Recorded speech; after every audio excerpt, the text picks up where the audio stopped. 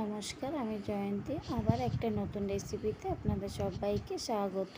আজ আমি বানাবো তেলাপিয়া মাছের পাতুরি। তো চলুন দেখা যাক রেসিপিটা। আমি এখানে 5 টুকরো তেলাপিয়া মাছ হলুদ মাখিয়ে নিয়েছি। আপনারা চাইলে এখানে কিন্তু রুই বা কাতলাও নিতে পারেন। এবার আমি দিয়ে দিয়েছি স্বাদ মতন লবণ, আর দিয়ে দিচ্ছি ধনেপাতা কুচি, লঙ্কা কুচি আর টমেটো কুচি। এখানে চাইলে আপনারা শুকনো লঙ্কা বেটে দিতে পারেন, শুকনো বা কাঁচা দুটো লঙ্কাই বেটে দিতে পারেন। ঝালটা আপনারা কম বেশি যেরকম যে খান সেরকম দেবেন। তারপর আমি ওপর দিয়ে দিলাম বড় সাইজের একটা পেঁয়াজ কুচি, আর দিয়ে দিচ্ছি পরিমাণ মতন সর্ষের তেল। তেলটা কিন্তু পাতুরিতে একটু বেশি লাগে, তো আমি সেরকম পরিমাণ মতন দিয়ে দিয়েছি তেল। তারপর সমস্ত কিছু আমি খুব ভালোভাবে এরকমভাবে মাছগুলোকে উল্টে পাল্টে খুব সুন্দর করে মেখে নিচ্ছি। মাছগুলোকে এরকমভাবে আমি মেখে নিয়েছি।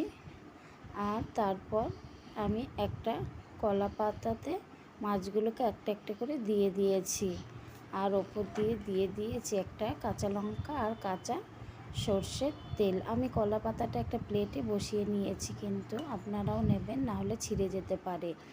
এরপর আমি একটা তাওয়া আগে থেকেই গ্যাসে বসিয়ে দিয়েছিলাম, গরম হয়ে গেছে। এবার আমি ওই প্লেট থেকে আস্তে করে মাছের পাতুরিটা তাওয়ার মধ্যে দিয়ে দিলাম। 15 মিনিট পর দেখুন, আমি 15 মিনিট পর দেখাচ্ছি। এরকমভাবে হাফ সিদ্ধ হয়ে গেছে আর অনেকটাই জল বেরিয়েছে। এই জলটা একদম পুরো টানিয়ে নেব লো ফ্লেমে রেখে। এখানে কিন্তু পাতুরিতে আমি কোনো রকম ঢাকা দিইনি, ঢাকা ছাড়াই এটা করতে হবে, যেহেতু অনেকটা জল বেরোয়। আবারও 20 মিনিট পর আমি দেখাচ্ছি। 20 মিনিট পর দেখুন খুব সুন্দরভাবে হয়ে গেছে এক পিঠ পাতুরি। আমি তখন আর একটা কলা পাতা তার মধ্যে দিয়ে একটা প্লেটে পাতুরিটা তুলে উল্টে নিলাম। এইভাবে আমি এটা আবারও 10 মিনিট মতন রেখে দিচ্ছি। 10 মিনিট পরে আমি এই ওপরের কলা পাতাটা তুলে নেব। এরকমভাবে আমি আস্তে করে দেখুন কলা পাতাটা তুলে নিয়েছি, আর কোনো রকম জল নেই পাতুরিটার মধ্যে, তেল দেখা যাচ্ছে।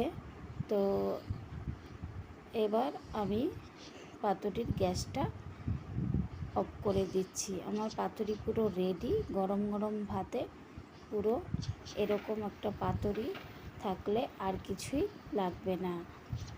তো বন্ধুরা, আজকের মতন আমার রেসিপিটা এই পর্যন্তই। দেখা হবে নেক্সট দিন অন্য কোনো রেসিপির সঙ্গে।